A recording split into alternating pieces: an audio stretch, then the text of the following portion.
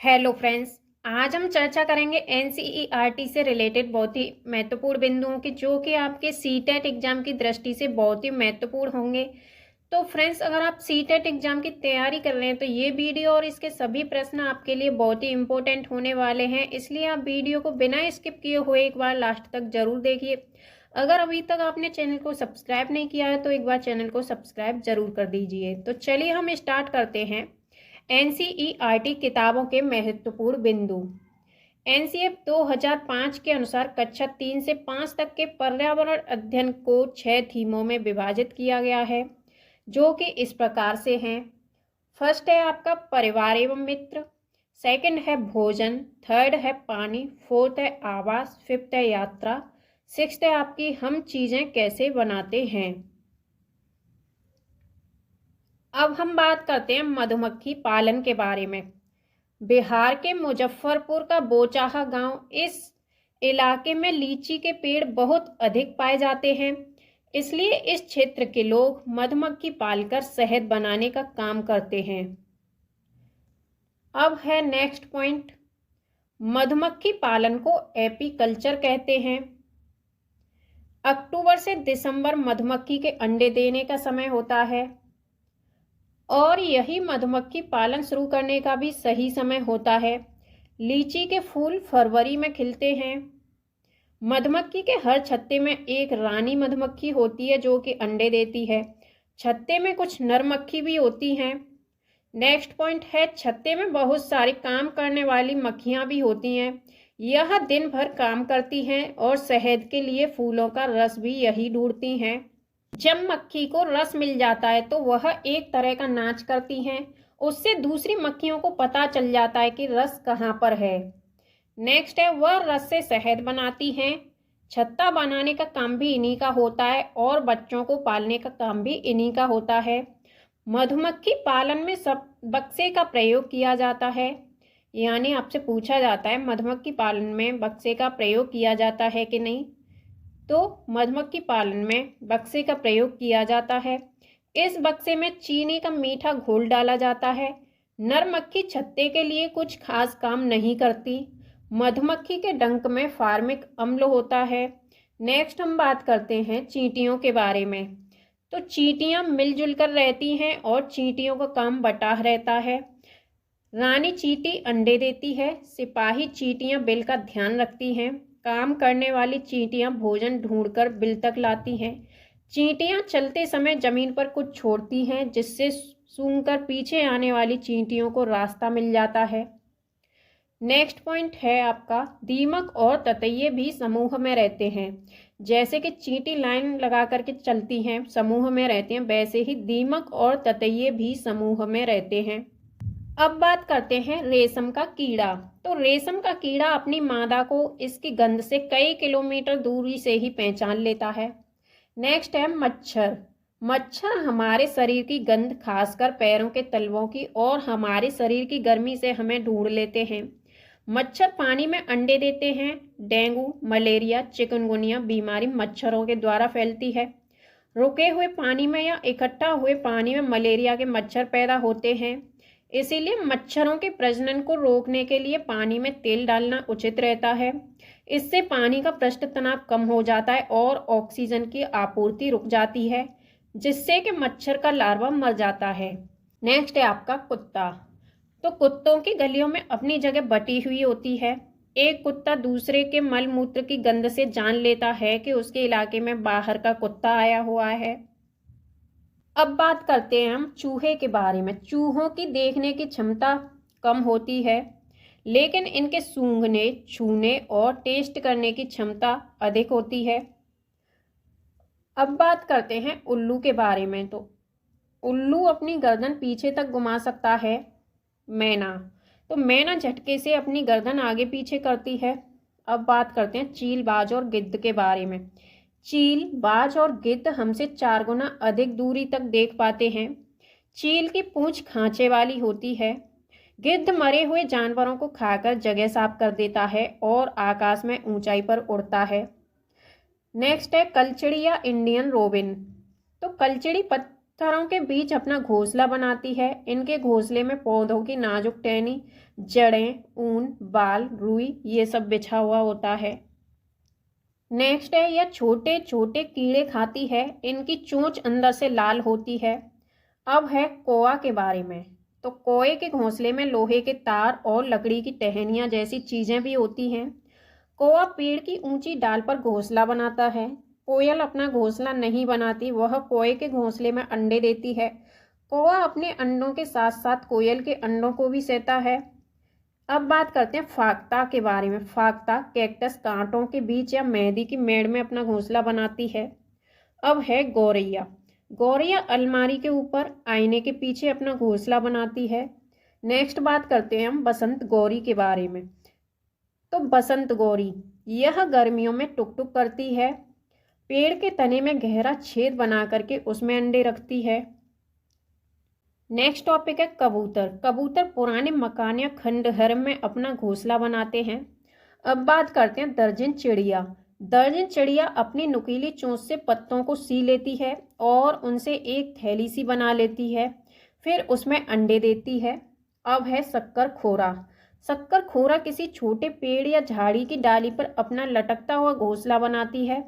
इसका घोंसला बाल, मकड़ी के जाले, पतली टहनियां, बारीक घास, सूखे पत्ते, रुई, पेड़ की छाल के टुकड़े और कपड़ों के चीथड़ों से घोंसला बना होता है। नेक्स्ट बात करते हैं नर बीवर पक्षी के बारे में। नर बीवर पक्षी अपने अपने घोंसले बनाते हैं। मादा बीवर उन सभी घोंसलों को देखती है, फिर उनमें से जो घोंसला सबसे ज़्यादा पसंद आता है उसमें ही वह अंडे देती है। अब बात करते हैं हम पंछियों के बारे में। तो पक्षी केवल अंडे देने के लिए घोंसला बनाते हैं। जब अंडों से बच्चे निकल जाते हैं तो वह घोंसला छोड़कर उड़ जाते हैं। घोंसला छोड़कर पक्षी अलग अलग जगह चले जाते हैं, जैसे पेड़ों पर, जमीन पर और पानी में। अधिकतर पक्षियों की आंखें उनके सिर के दोनों तरफ होती हैं। पक्षी एक ही समय में दो अलग अलग चीज़ों को एक साथ देख लेते हैं, यानी उन पर नज़र डाल लेते हैं। जब अलग अलग चीज़ों पर केंद्रित करते हैं नज़र, तो उनका देखने का दायरा बढ़ता है। जब वे बिल्कुल सामने देखते हैं तो इनकी दोनों आंखें एक ही चीज़ पर होती हैं और ज़्यादातर पक्षियों की आंखों की पुतली घूम नहीं सकती। वह अपनी गर्दन घुमाकर ही आसपास देखते हैं। पक्षियों के पंख उन्हें उड़ने में मदद करते हैं और उन्हें गर्माहट भी देते हैं। उनके नए पंख आते रहते हैं और पुराने पंख झड़ते रहते हैं। कुछ पक्षी अलग अलग खतरों के लिए कुछ अलग अलग आवाज़ें निकालते हैं, जैसे कि उड़कर आने वाले दुश्मन के लिए एक अलग तरह की आवाज़ और ज़मीन पर चलकर आने वाले के लिए दूसरी तरह की आवाज़। पक्षियों के कान दिखते नहीं हैं, लेकिन उनके सिर के दोनों तरफ छोटे छोटे छेद होते हैं जो पंखों से ढके रहते हैं। पक्षी इन्हीं की मदद से सुनते हैं। अब बात करते हैं हाथी के बारे में। तो हाथी को पानी और कीचड़ में खेलना बहुत पसंद है। इससे उसके शरीर को ठंडक मिलती है। हाथी के कान पंखे जैसे होते हैं। गर्मी लगने पर हाथी अपने कान हिलाकर हवा भी करते हैं। 3 महीने के हाथी 200 किलोग्राम का वजन का होता है। एक बड़ा हाथी दिन में 100 किलोग्राम यानी 1 कुंटल से ज़्यादा पत्ते और झाड़ियाँ खा लेता है। हाथी बहुत कम आराम करता है, एक दिन में केवल 2 से 4 घंटे सोता है। हाथी परेशानी आने पर एक दूसरे की मदद भी करते हैं। नेक्स्ट हम बात करते हैं हाथी के झुंड के बारे में। तो झुंड में केवल हथनियां और बच्चे ही रहते हैं। झुंड की सबसे बुजुर्ग हथनी ही पूरे झुंड की नेता होती है। झुंड में 10 या 12 हथनी और बाकी बच्चे होते हैं। 14-15 साल तक हाथी झुंड में रहता है, फिर वह झुंड छोड़कर चला जाता है। नेक्स्ट बात करते हैं स्लॉथ के बारे में। तो स्लॉथ दिखने में भालू की तरह होते हैं, पर यह भालू से अलग होते हैं। ये दिन में करीब 17 घंटे पेड़ों से उल्टे लटक कर आराम से सोते रहते हैं। यह सप्ताह में एक बार ही सोच के लिए पेड़ से नीचे उतरते हैं। जिस पेड़ पर ये रहते हैं उसी के पत्ते खाकर अपना पेट भरते हैं। 40 वर्ष के अपने जीवन में ये सिर्फ 8 पेड़ों पर ही घूमते हैं। नेक्स्ट बात करते हैं बाघ के बारे में। तो बाघ अंधेरे में हमसे 6 गुना बेहतर देख सकता है। बाघ की मूंछें हवा में हुए कंपन को भांप लेती हैं, जिससे उसे शिकार की सही स्थिति का पता चल जाता है और इससे वो अंधेरे में रास्ता ढूंढ लेता है। बाघ अपने इलाके में मूत्र करके अपनी गंध छोड़ता है। दूसरा बाघ इस गंध को तुरंत पहचान लेता है।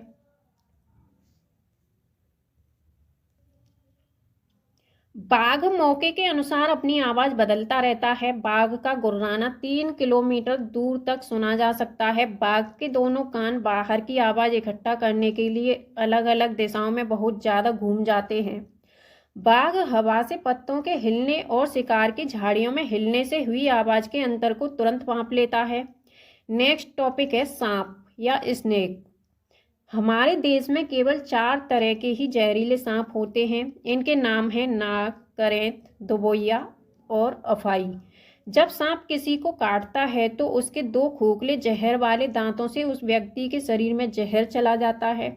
इस जहर से बचने के लिए उस व्यक्ति को सीरम नाम की दवाई दी जाती है, जो सांप के जहर से ही बनाई जाती है। और सांप के दांत नुकीले होते हैं, लेकिन वह अपने शिकार को चबाकर नहीं बल्कि पूरा निगल कर करता है। सांप के बाहरी कान नहीं होते, वह जमीन पर हुए कंपन को ही सुन पाता है। सपेरों को कालबेलिया भी कहते हैं। कालबेलिया नाच में सांप जैसी मुद्राएं होती हैं। कालबेलिया नाच आपका राजस्थान का फेमस है। लंगूर। जंगल में ऊंचे पेड़ पर बैठा लंगूर अपने पास आती मुसीबत को देखकर एक खास आवाज निकालकर अपने साथियों को संदेश देता है और उन्हें चौकन्ना करता है। नेक्स्ट है मगरमच्छ। तो मगरमच्छ के छोटे छेद जैसे कान होते हैं, लेकिन आसानी से दिखाई नहीं देते। नेक्स्ट है छिपकली। तो छिपकली के भी छोटे छेद जैसे कान होते हैं।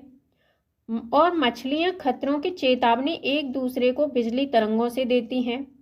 डॉल्फिन भी अलग अलग तरह की आवाज निकालती है और एक दूसरे से बात करती है। गिलहरी के दांत हमेशा बढ़ते रहते हैं। दांतों से काटने और कुतरने के कारण इनके दांत घिस जाते हैं। बिल्ली के दांत नुकीले होते हैं, जो मांस को फाड़ने और काटने के काम में आते हैं।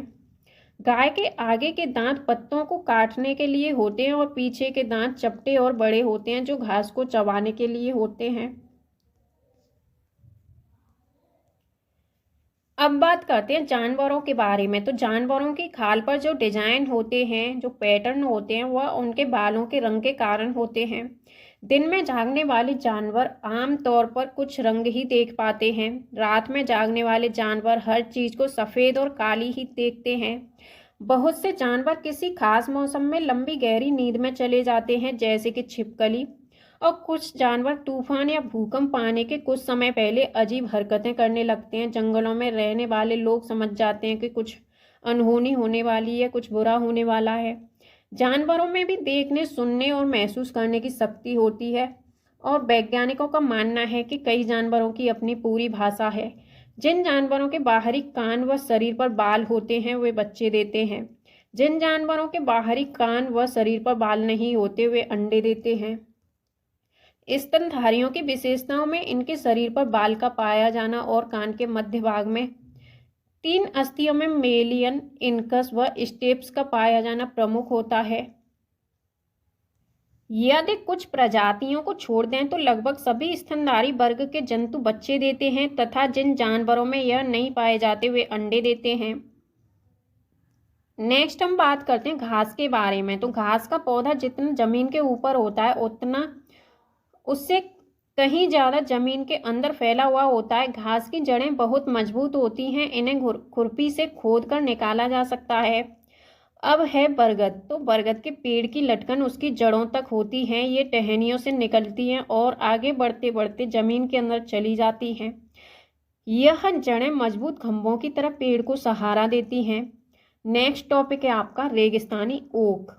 ऑस्ट्रेलिया में रेगिस्तानी ओक पेड़ पाया जाता है, जिसकी ऊंचाई 11 से 12 फीट होती है और इसकी पत्तियां बहुत कम होती हैं। इसकी जड़ें जमीन के अंदर 250 से 300 फीट तक जाती हैं, जब तक पानी तक न पहुंच जाए। यह पानी पेड़ के तने में जमा होता रहता है। जब कभी इस इलाके में पानी नहीं होता या पानी की कमी पड़ जाती है, तो वहाँ के लोग इसके तने के अंदर पतला पाइप डालकर पानी निकाल लेते हैं। निपेंथिस नामक पौधा इंडोनेशिया, ऑस्ट्रेलिया और भारत के मेघालय में पाया जाता है। यह पौधा कीड़े मकोड़े और छोटे जीवों का शिकार करता है। यह पौधा लंबे घड़े जैसा दिखता है, जिसके ऊपर पत्ती का ढक्कन लगा हुआ होता है और इसमें से खुशबू निकलती है, जिसकी वजह से कीड़े मकोड़े उसके अंदर फंस जाते हैं। निपेंथिस पौधे को घटपर्णी पौधा भी कहा जाता है। अब बात करते हैं बीज के बारे में। तो बीज को प्राचीन समय में सूखी लौकी में रखकर उस पर मिट्टी का लेप कर देते थे और नीम की पत्तियां इन्हें कीड़ों से बचाती थीं। पौधे स्वयं भी अपने बीजों को दूर फेंक देते हैं और कपड़ों में चिपककर तथा पानी के जरिए भी ये एक जगह से दूसरी जगह पहुंच जाते हैं। सोयाबीन की फलियां पककर फट जाती हैं और उसमें से बीज बाहर निकल जाते हैं। काली मिर्च, सौंफ, गेहूं आदि बीज होते हैं। नाशपाती, भिंडी, करेला, खीरा, टमाटर, चीकू आदि में बीज होता है। मिट्टी में गोबर मिलाने से मिट्टी में कीड़ा नहीं लगता। अब है फसल। तो एक ही प्रकार की फसल उगाने से और कई केमिकल्स को यूज करने से जमीन बंजर हो जाती है। नेक्स्ट है क्रोटन पौधे। तो क्रोटन पौधे जमीन के बारे में उसकी दशा को बता देते हैं, यानी सिग्नल दे देते हैं। क्रोटन पौधे की जड़ जमीन में ज़्यादा गहरी नहीं जाती। जब मिट्टी सूखने लगती है तो इस पौधे की पत्तियां सूखने लगती हैं और झड़ने लगती हैं, जिससे मिट्टी का पता चल जाता है कि मिट्टी सूख रही है। तो ये एक प्रकार का सिग्नल होता है। जड़ें पौधों को सहारा देती हैं, जल तथा खनिजों को अवशोषित करती हैं और ह्यूमस उपलब्ध करवाती हैं। नेक्स्ट पॉइंट है सब्जियां। तो अधिकतर सब्जियां पौधों के फूल होती हैं और कुछ सब्जियां पौधों का फल भी होती हैं। हरी मिर्च, टमाटर, आलू आया साउथ अमेरिका से। गोभी और मटर यूरोप से आई। कॉफ़ी बीन्स और भिंडी अफ्रीका से आई। सोयाबीन चीन से आई। नेक्स्ट टॉपिक है आपके केंचुए। तो केंचुए जमीन में छेद बनाकर मिट्टी को मुलायम कर देते हैं। जमीन को इन छेदों से हवा और पानी मिल जाता है। केंचुए मृत पत्तियां और पौधों को खाते हैं और इनके मल से जमीन उपजाऊ बनती है। केंचुओं को किसानों का मित्र भी कहा जाता है। नेक्स्ट है झूम खेती। झूम खेती का तरीका बिल्कुल अलग है। एक फसल कटने के बाद जमीन को कुछ साल तक ऐसे ही छोड़ देते हैं, उसमें खेती नहीं करते। इस जगह जो बांस या जंगल उग जाता है उसे उखाड़ते नहीं हैं, बस गिराकर जला देते हैं। यह राख जमीन में खाद का काम करती है। जमीन को जलाते हुए आसपास के पेड़ न जलें, जंगलों को नुकसान न पहुंचे, इसका भी ध्यान रखना पड़ता है। फिर इस जमीन में खेती की बारी आती है तो जमीन को जोता नहीं जाता, मिट्टी को हल्के से हिलाकर बीज छिड़क देते हैं। एक ही खेत में अलग अलग तरह के बीज जैसे मकई, सब्जियां, मिर्च और चावल बोए जाते हैं। फसल के समय भी अनचाही घास और पौधों को उखाड़ते नहीं हैं, उन्हें गिरा देते हैं ताकि वे जमीन की मिट्टी में मिल जाएं। इससे भी जमीन उपजाऊ बनती है।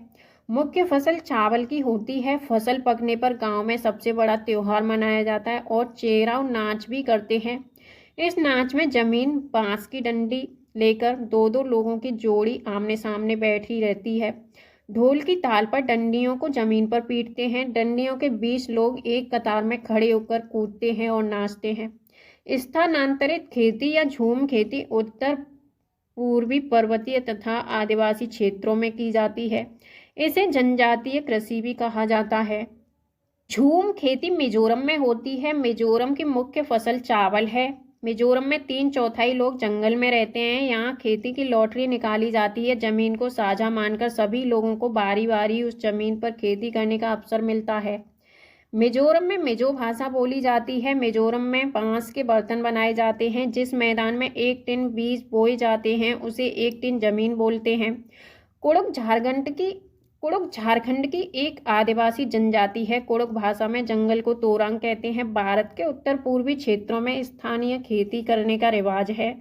वेलवन का गांव कर्नाटक में है। जुलाई के महीने में प्याज उगाने का काम शुरू हो जाता है। खूंटी की मदद से खेत की मिट्टी को नरम किया जाता है। समय पर प्याज न काटी जाए तो वह जमीन के अंदर सड़ जाएगी। खरपतवार कुछ पौधे बिना बोए खेतों में अपने आप उगाते हैं, जिन्हें खरपतवार कहते हैं। इन्हें निकालना जरूरी होता है, नहीं तो सारा खाद और पानी ये ही ले लेते हैं और फसल कम होने लगती है। नेक्स्ट है होलगुंडी गांव कर्नाटक में है। बच्चों की पंचायत भीमा संघ होलगुंडी गांव में है। कर्नाटक की भाषा कन्नड़ है।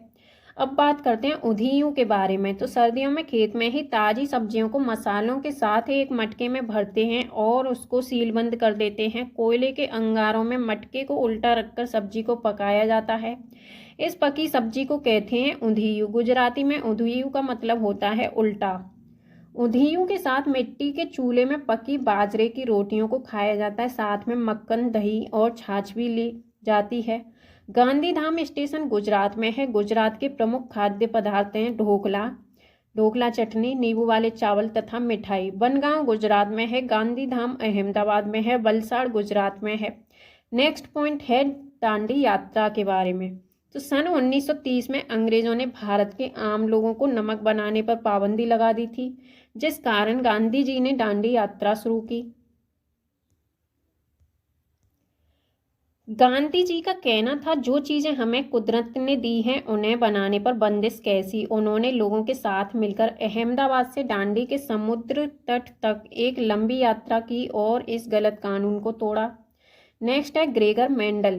तो ग्रेगर जॉन मेंडल का जन्म एक गरीब किसान परिवार में 1822 ईस्वी में हुआ था। इन्होंने 7 साल तक मटके बगीचे में 28,000 पौधों पर बारीकी से कई प्रयोग किए और ढेरों आंकड़े इकट्ठे किए।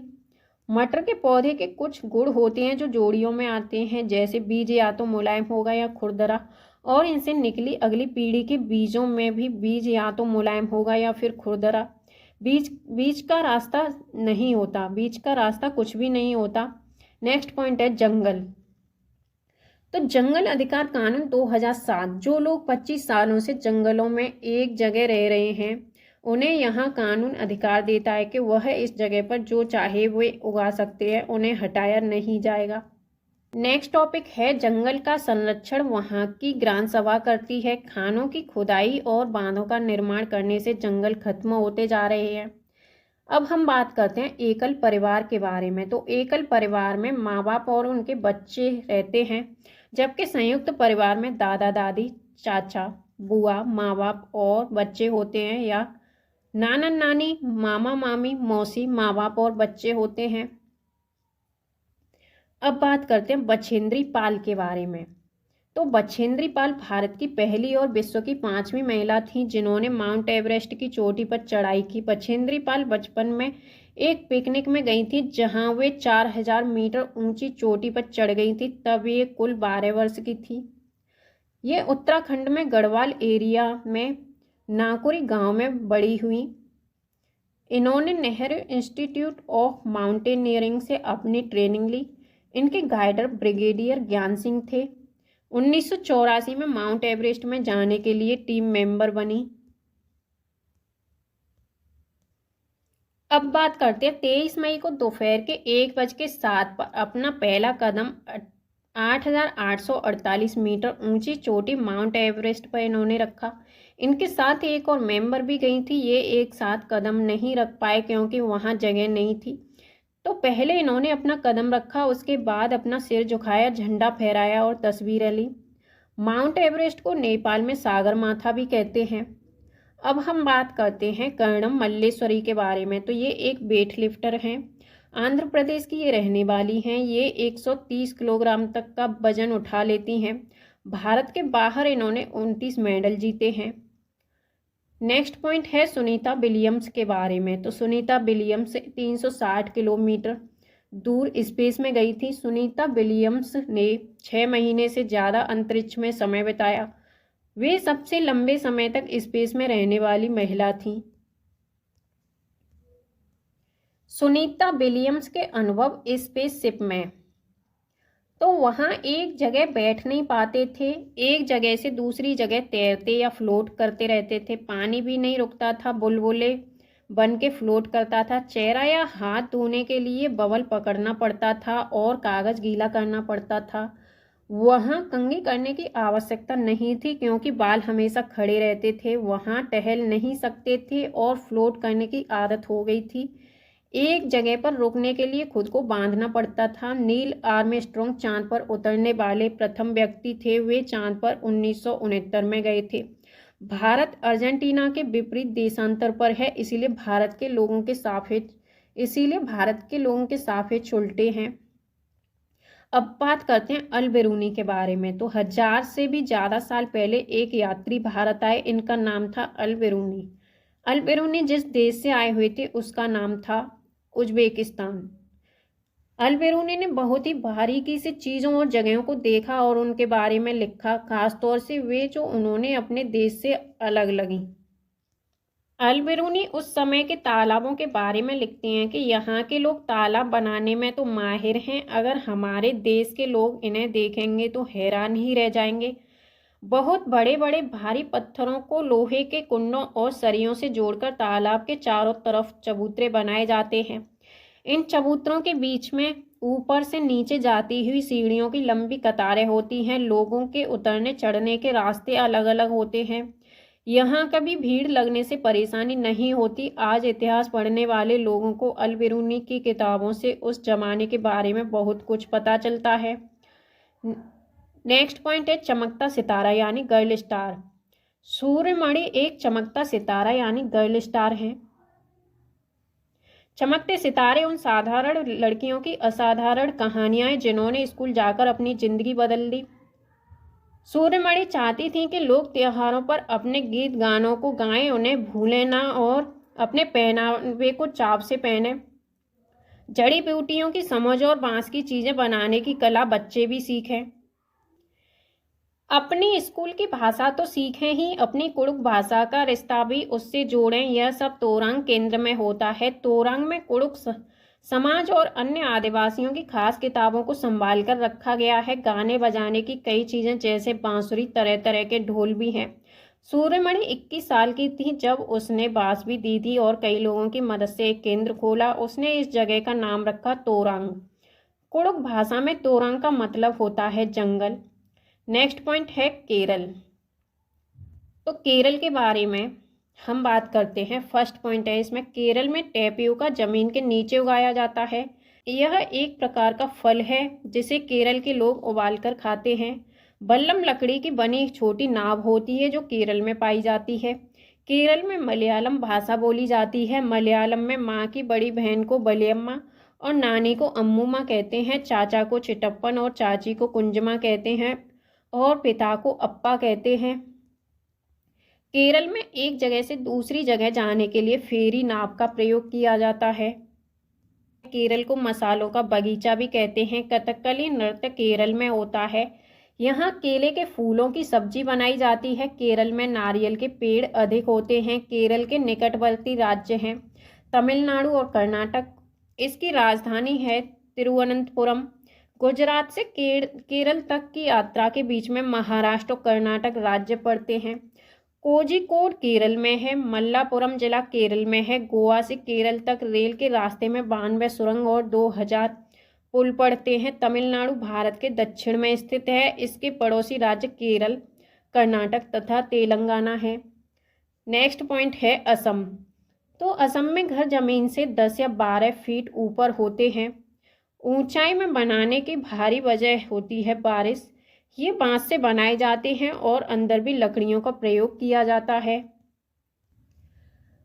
असम में बांस तथा रस्सी के पुल बनाए जाते हैं। यहाँ बारिश बहुत अधिक होती है, कभी कभी घुटनों तक पानी भर जाता है। यहाँ बांस को गरीबों का टिम्बर कहते हैं। माघ बिहू 14 और 15 जनवरी असमिया कैलेंडर के 10वें महीने माघ की प्रथम एवं द्वितीय तिथि को मनाया जाता है। पहले दिन को उरुका कहते हैं। इस दिन अस्थायी शेड यानी छप्पर बनाते हैं जिसे भेला घर कहते हैं और सामूहिक भोज का आयोजन होता है।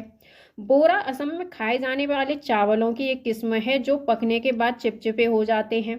बिहू त्योहार चावल की नई फसल कटने पर असम में मनाया जाता है। भेला घर घास और बांस से बनाया जाता है। ताव यानी कढ़ाई को आग पर रखकर उसमें पानी उबालेंगे और भीगे हुए चावलों से भरी हुई कढ़ाई उस पर रख देंगे तथा उसे केले के पत्तों से ढक देंगे। थोड़ी देर बाद चेवा चावल तैयार हो जाएगा। इसमें औरतें पीले रंग के कपड़े पहनती हैं। लड़कियां रंग बिरंगी मेखला चादर पहनती हैं।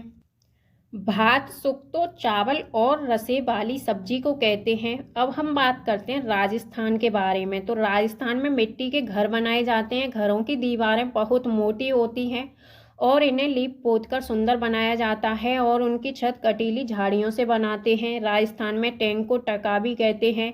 अपने आंगन में जमीन में गड्ढा खोदकर टैंक का निर्माण करते हैं और अपनी छतों का ढाल बनाते हैं जिससे कि बारिश का सारा पानी इन टैंकों में जा गिरे और बाद में इसे छानकर उपयोग में लाते हैं। यहाँ बारिश बहुत कम होती है। टेकला गांव 1600 मीटर ऊंचा है जो राजस्थान के झालर पतन या झलवार में है। राजस्थान के जोधपुर में खेजड़ली गांव के लोग पेड़ों को काटने से बचाने के लिए 300 साल पहले पेड़ों से चिपक कर खड़े हो गए थे। आज 300 साल बाद भी यहाँ के लोग, जो बिश्नोई कहलाते हैं, पेड़ों और जानवरों के प्रति संवेदनशील और इनकी रक्षा करते हैं।